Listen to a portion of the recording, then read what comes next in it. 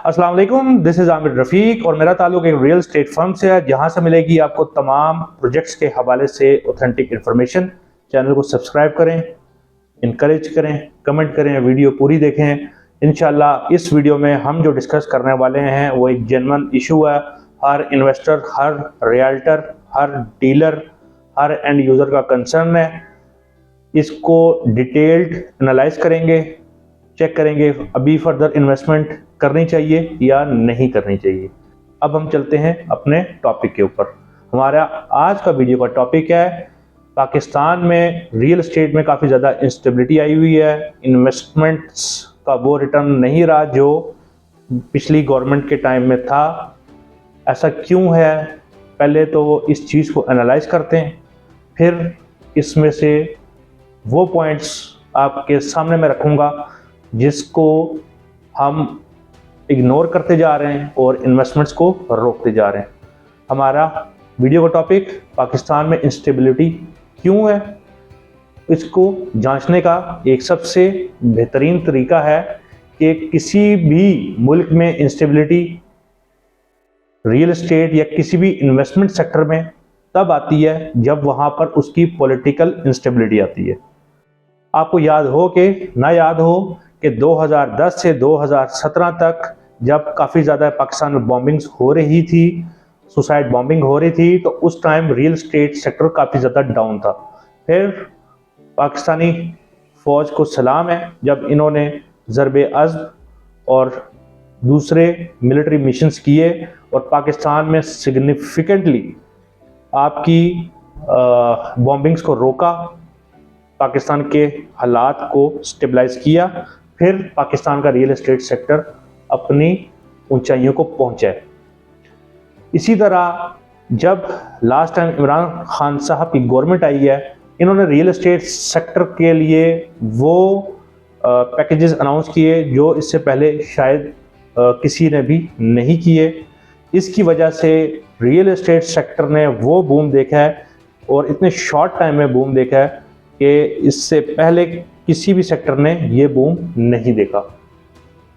उसकी वजह से पाकिस्तान में अच्छी इन्वेस्टमेंट आ रही थी। ओवरसीज़ पाकिस्तानीज़ का जो ट्रस्ट था इमरान खान की गवर्नमेंट के ऊपर, वो ट्रस्ट ही मेजर आपका बूस्टिंग फैक्टर था कि आपका ओवरसीज़ क्लाइंट जो है पाकिस्तान में इन्वेस्टमेंट कर रहा था। ज़्यादा रियल एस्टेट सेक्टर में जो इन्वेस्टमेंट हो रही है इस टाइम आपका ओवरसीज़ पाकिस्तानी ही कर रहे हैं। ओवरसीज़ पाकिस्तानियों का ही ट्रस्ट है कि वो पाकिस्तान की इकोनॉमी में इन्वेस्टमेंट कर रहे हैं और पाकिस्तानी गवर्नमेंट का डॉलर की मद में एक अच्छा हैंडसम सहारा दे रहे हैं। पॉलिटिकल इंस्टेबिलिटी आज के टाइम में आपको पता है कि हर दूसरे दिन धरने की टेंशन है। कभी प्रोटेस्ट हो रहा है, कभी केसेस हो रहे हैं, कहीं लड़ाई हो रही है, कहीं झगड़ा हो रहा है। हर दूसरे दिन आपको एक ऐसी स्टेट में मिल जाती है कि आप कहते हैं इससे वर्स्ट सिनेरियो तो हो ही नहीं सकता। इस वजह से ओवरसीज पाकिस्तानी और आम पाकिस्तानी बहुत डरा हुआ है और वो इन्वेस्टमेंट नहीं कर रहा।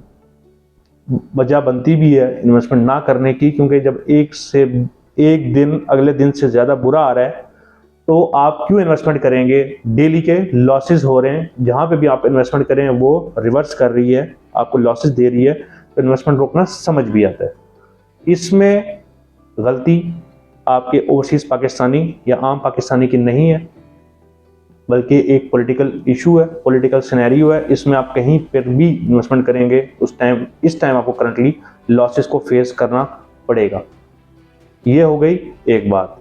लेकिन सेकंड फैक्टर के लिहाज से रिसेंटली आपने देखा है कि 3 से 4 माह के अंदर डॉलर आपका बहुत ज़्यादा रिवर्स की है। 170 180 से डॉलर 250 तक भी गया है ऑफलाइन मार्केट में। ऑनलाइन मार्केट में 230 235 तक भी डॉलर गया है। इस लिहाज से भी आपके इन्वेस्टर्स ने रियल एस्टेट से पैसा निकाल के करेंसी में इन्वेस्टमेंट की है, करेंसी में इन्वेस्टमेंट करके कमाया है। आपके ओवरसीज पाकिस्तानी ने भी इन्वेस्टमेंट रोकी है, क्योंकि जाहिर बात है जितना वो प्रॉफिट यहाँ पर एक साल में इन्वेस्टमेंट करके करेंगे उनको करेंसी की मद में उतना ज़्यादा प्रॉफिट हुआ है। डॉलर की इंस्टेबिलिटी सेकंड मेजर रीज़न है पाकिस्तान में इन्वेस्टमेंट ना होने की वजह से।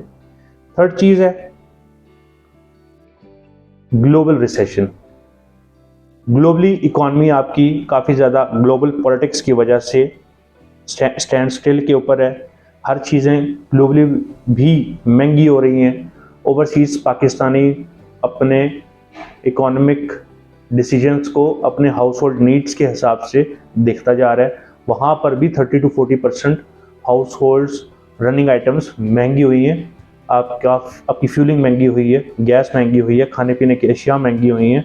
तो डेफिनेटली बात है, जब ग्लोबली भी इंस्टेबिलिटी है प्राइसेस में, इसकी वजह से भी इन्वेस्टमेंट रुकी है।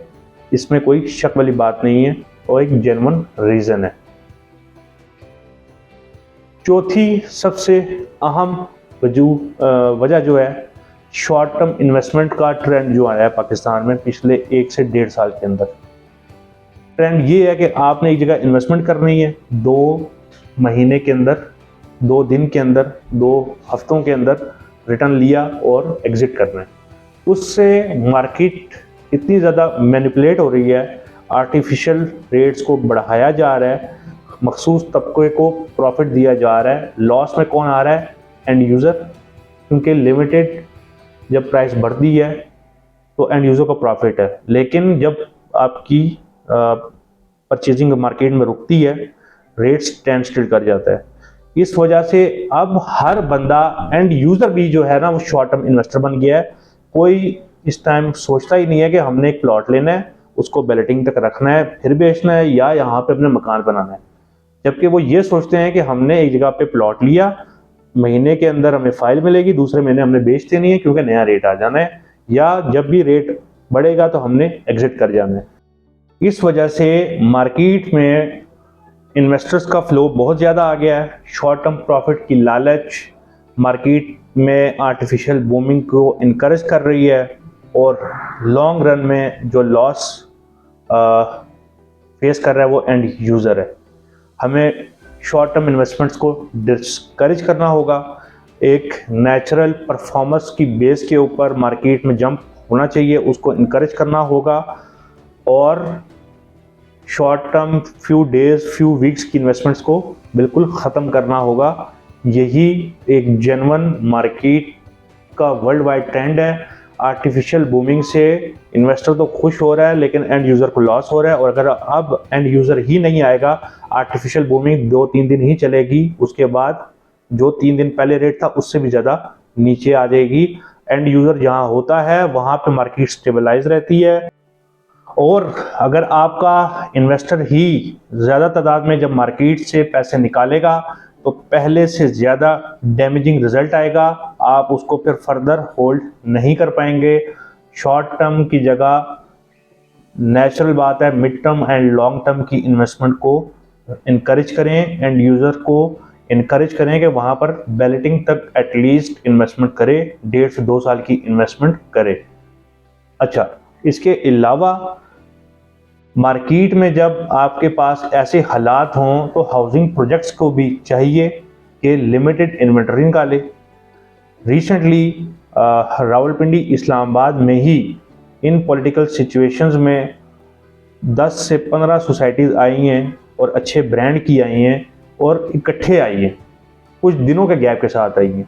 इस वजह से मार्केट में इतने ज़्यादा प्रोजेक्ट्स की फाइल्स की अवेलेबिलिटी है, इतने ज़्यादा प्रोजेक्ट्स की अवेलेबिलिटी है और क्लाइंट्स की क्या कहते हैं रेशो कम है। इस वजह से डिमांड एंड सप्लाई का बेतहाशा डिफरेंस ये मार्केट को स्लो डाउन कर चुका है, और यही राइट टाइम है हमारे डेवलपर्स का, प्रोजेक्ट ओनर्स का, कि अपने प्रोडक्ट्स को एक्चुअली में जितने प्लॉट्स हैं उतने लॉन्च करें, लिमिटेड फाइल्स को लॉन्च करें ताकि जेन्युइन डिमांड बढ़े, उसके ऊपर ओन आए और एक वो जेन्युइन सस्टेनेबल ओन हो। आर्टिफिशियल ओन को बनाना, आर्टिफिशियल मार्केट में हाइप बनाना, वो लिमिटेड इम्पैक्ट डालता है, लेकिन जब लॉन्ग टाइम में चीज़ें रिवर्स मारती हैं तो वो उसको बाउंस बैक करना बहुत ज़्यादा मुश्किल हो जाता है। आर्टिफिशियल इंजेक्शन फिर आपको तब देना पड़ता है। मेरी तमाम हाउसिंग प्रोजेक्ट के डेवलपर्स के साथ रियल एस्टेट ओनर्स के साथ और एंड यूजर्स और इन्वेस्टर्स के साथ ये रिक्वेस्ट है। जो आपको कहता है कि 2-3 दिन में आए, हम आपको इन्वेस्टमेंट करा के देते हैं और आपको रिटर्न देते हैं, उनको आप बॉयकॉट करें, क्योंकि लॉन्ग रन में ये इन्वेस्टमेंट अपॉर्चुनिटी ही ख़त्म हो जाएगी और इस 2-3 दिन के चक्कर में 80% चांस यही होता है कि आपके पैसे वहां फंस जाते हैं। जिन्होंने कमाना होता है वो, उनको पता होता है कि किस दिन परचेजिंग करनी है, किस दिन परचेजिंग रोकनी है। जो हवा देखकर उस डायरेक्शन का रुख करते हैं, फंसते भी वही हैं और थोड़ा भी नहीं फंसते, ज़्यादा फंसते हैं। रिसेंटली लाहौर में आज कुछ दिनों की बात है, एक फाइल के ऊपर 1.5 से 2 लाख रुपया एक दिन में जंप किया है। अगले दिन डेफिनेटली बात है, कोई भी अगर मार्केट को रीड कर रहा हो उसको यही एक्सपेक्ट होगा कि एक दिन में 1.5 लाख रुपए उसने जंप किया, तो नेक्स्ट दिन कुछ भी नहीं तो 2 लाख रुपया, 1.5 लाख रुपए उसने फिर जंप करना है। लेकिन क्या हुआ, नेक्स्ट दिन उसने 1.5 लाख रुपए फिर रिवर्स भी कर दिए।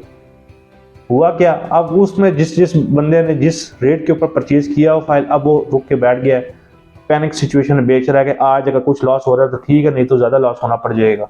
उसमें मार्केट में इतनी इंस्टेबिलिटी आई है कि अब लोग फर्दर उस जगह पे इन्वेस्टमेंट नहीं कर रहे। ये किलिंग फैक्टर है मार्केट का, ये रियल एस्टेट नहीं है, ये सिर्फ पाकिस्तान में ही है।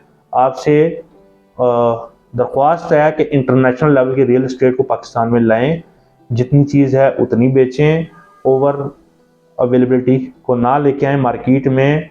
मार्केट में डेवलपर को ये भी पता है कि जैसे कि गुजर खान में एक सोसाइटी आई है, उन्होंने जितनी अवेलेबिलिटी दी है उसके बाद नेक्स्ट प्रोजेक्ट में उनको उस तरह का रिस्पांस नहीं मिला। यही मेरी आपसे रिक्वेस्ट है कि लॉन्ग रन में आप रियल एस्टेट को किल कर रहे हैं, फिर कोई भी इन्वेस्टमेंट नहीं करेगा, कोई भी नहीं करेगा। एक की गलती पूरी मार्केट को क्रैश करेगी। इस सेक्टर को बचाएं, medium term and long term investment को इनकरेज करें, genuine performance based organic growth को इनकरेज करें। This is Aamir Rafiq signing off. Thank you, अल्लाह हाफिज़।